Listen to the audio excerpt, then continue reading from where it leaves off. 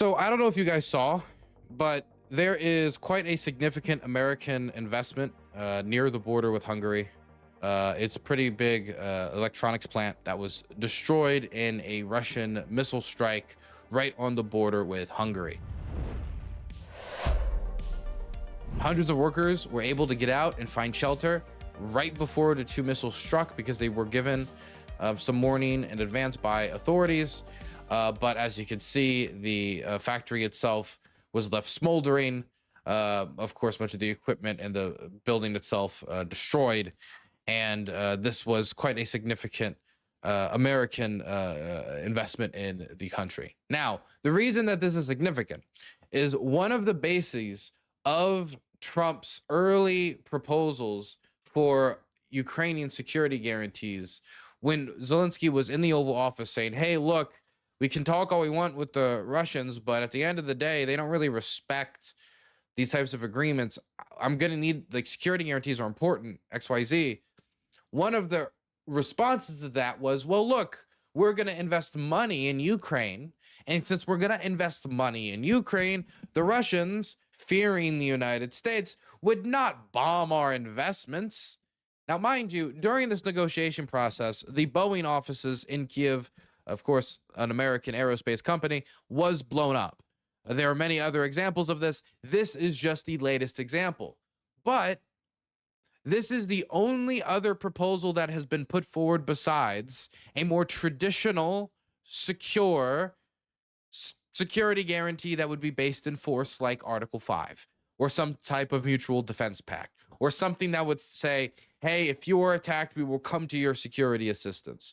This is the only other proposal that has been worked up by the Trump administration, by the geniuses over there. And from our lived experience right now, not yesterday, not some distant time in the future, but right now, we can see why it will not work. And that is part of the reason why I think the Trump administration has started shifting from just talking about some minerals deal being the basis of Ukrainian state autonomy and has now moved on towards more traditional security guarantees. While the Trump administration is stuck by the idea that they're not going to put troops on the ground under any scenario, even though that would be probably one of the more, basic, like, okay, one and done, simple way to go about it. They don't want to have that level of commitment still.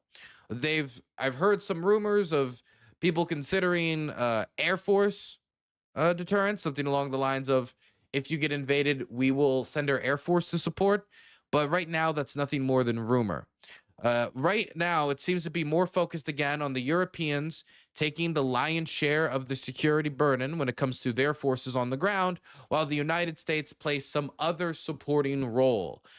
With probably the most involved possibility I can think of in my head being the Air Force being directly involved in supporting the Ukrainian ground forces and defending its country if they were invaded again in the future.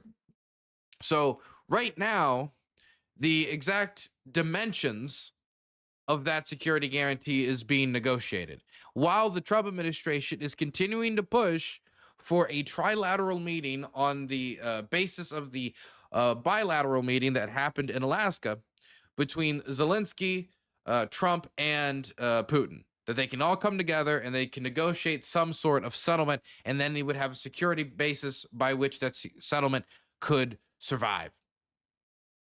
Now, the problem is that even if Trump himself has started to see the flaws and just hoping that some economic investment would stop another Russian invasion, because it's obviously not working right now, that doesn't mean that the Russians want to play ball on that. And as Trump has pushed a little bit more in this area, the Russians have been clear. And one of the, I think, more clear, like, rebukes of Trump, even if they don't point him out directly, that they are not comfortable with the United States giving any NATO-like security guarantees, which is always what I thought the big sticking point was going to be in these types of negotiations, was setting in place, in motion, the structures and mechanism by which another war could not start. And so this is the big problem with those with a naive view of these negotiations. a naive view of what it's like to talk to the Russians. It's not as simple as getting to the finish line of one particular conflict. It's about making sure they can't get back to the starting line immediately hereafter. Here is Sergei Lavrov responding after the Trump administration talks big game on, hey, the Russians agreed for Russian-backed security guarantees, whatever the hell that means, but they started saying that they're going to have some sort of security guarantee to make sure the Russians don't invade again. And now, as the Trump administration gets louder and louder on this, Putin himself hasn't responded, the foreign ministry has responded, and now Sergei Lavrov, the foreign minister of Russia, has responded. Lavrov's pushback on security guarantees has effectively fractured Russia's talks with the US, a European official with knowledge of the matter said. The Kremlin may now try to convince the White House to abandon the push for security guarantees for Ukraine and downgrade the Putin-Zelensky meeting to one with lower-level officials in an effort to dodge new US sanctions, the official added.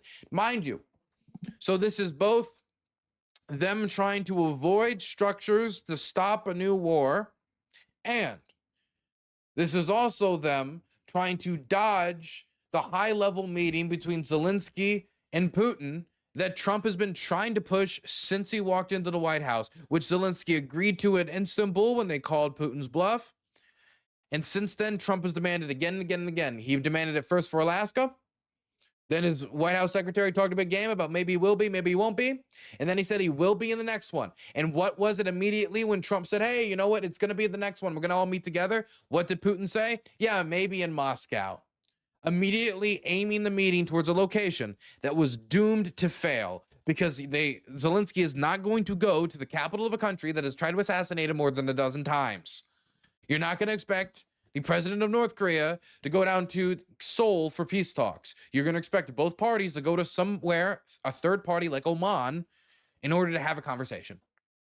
Because that's what makes fucking sense. Oh, and of course, the delay when it comes to these high-level talks does not want to acknowledge the sovereignty of the Ukrainian state, does not want to acknowledge the legitimacy of the Ukrainian government by meeting with Zelensky, because they would make them look legitimate, and wants to drag out this process as long as possible to delay American support. They are kicking the can down the road and once again taking the U.S. presidency for a ride after he's drawn red line, red line, red line, red line, and they've been crossed. 24 hours, 100 days, 2 weeks, 2 weeks, 2 weeks, 50 days, 12 days. And here we are. All of these red lines, all of these lines in the sand, ceasefire this point, ceasefire that point. Hell, we went from you must give me a ceasefire, there will be dire consequences, to we are no longer pursuing a ceasefire openly and just going for a full deal, removing all pressure for an immediate cessation to the Russian army's advance and the bloodshed, which was Trump's whole campaign message. But because it was the Russians that motivated it, and acknowledging that would be a certain amount of failure, or acknowledging the base problem with what's probably going to cause negotiations with the Russians to fail, it kind of sinks the whole process and sinks this whole message about how easy this was going to be. Even though it's already clear to everyone, it's now apparently not tremendously that easy for even Trump, even big art of the deal Trump, to get something done. Zelensky and a delegation of European leaders rushed to the White House on Monday for talks with Trump after the U.S. president rolled out the red carpet for Putin. At their summit, it appeared to swing towards Russia's position on the war. He abandoned demands for Putin to agree to a ceasefire ahead of negotiations and said Ukraine would have to concede territories to Russia as part of the settlement. The talks in Washington yielded a commitment from Trump, at least for now, to join security guarantees for any peace deal and reserve discussion on territorial swaps with Russia for later. So, the concession of territories, that has been put to the side. Security guarantees, this is one of the biggest, the biggest thing. That's being taken at least somewhat more seriously. That is good. But as long as he's not pushing for an immediate ceasefire, Trump has set himself up to get taken advantage of. He has set himself up to get taken advantage of like a moron again and again and again, because it is actions on the battlefield by which you can judge Russian seriousness. It is their actions through hard power. If they say they're your friend, but they bomb you, if they say that they're your brother and they bomb you, then that action, the physical action of bombing you, disproves it. Love is not just like a static thing. It's an action word, right? And I don't think you love me if you're beating me. And so I look at this, and all I see is an ability for the Russians to continue to say, "Oh no, negotiations are going great." We went from chief pencil pusher talking to chief eraser eater talking, and next week we're gonna go all the way up to the head of the slideshow department talking. And as they slowly escalate these talks from pencil chewer to window licker to doorknob sucker, they go all the way up. The battlefield continues to move forward, the fighting continues to go on, and there's no immediate pressure for a ceasefire, and so they can continue to act completely disgenuously with no genuineness in negotiation whatsoever, while talking a big game to drag it out to delay further action. Basically, dragging the president along. And that's what they're going to set themselves up for if they don't demand immediate actions from the Russians and tie a lack of those actions, a lack of deliverables, a lack of action in response to the American president's demands. If they don't tie any consequences to that, if they don't tie any pressure to that, then they're not going to do it. And that's what we've seen. And since they failed to get a ceasefire, it seems the president has just completely abandoned the idea of a ceasefire. And he's just winging it. But the reason he didn't get a ceasefire isn't because a ceasefire isn't even necessarily possible, even though right now, obviously the Russians haven't done anything to truly indicate that they're interested in a cessation of hostilities. The problem that the president's running into is he hasn't done anything to make himself look serious.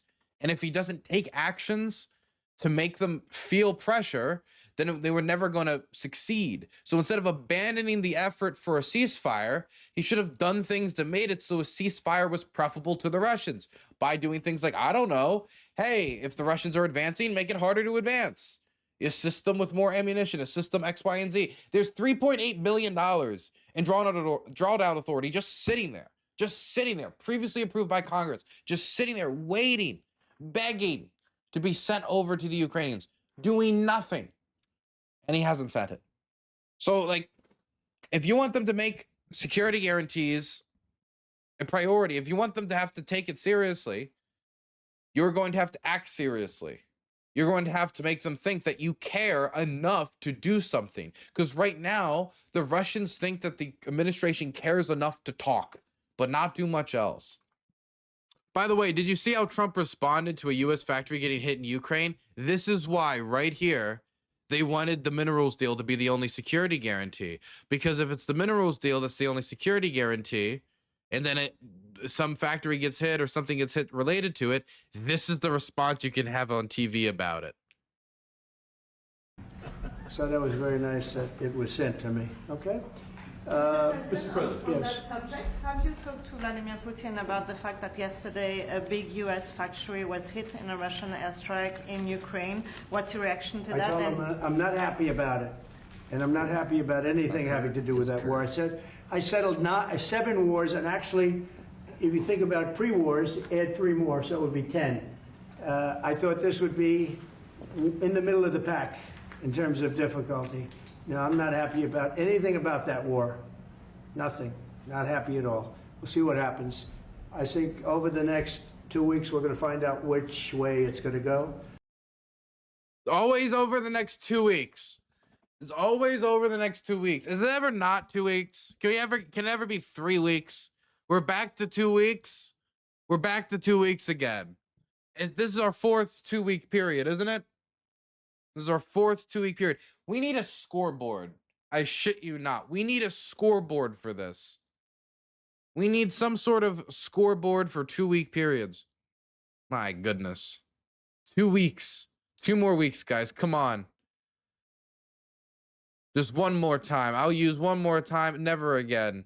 He does sound like an addict, man. He's addicted to negotiations. That's what it is, man. He's an addict.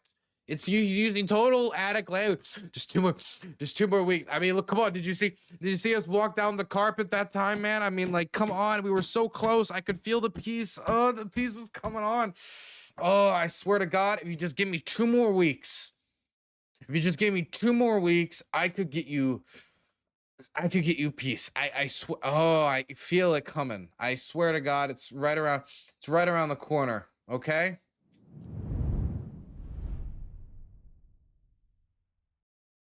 North Korea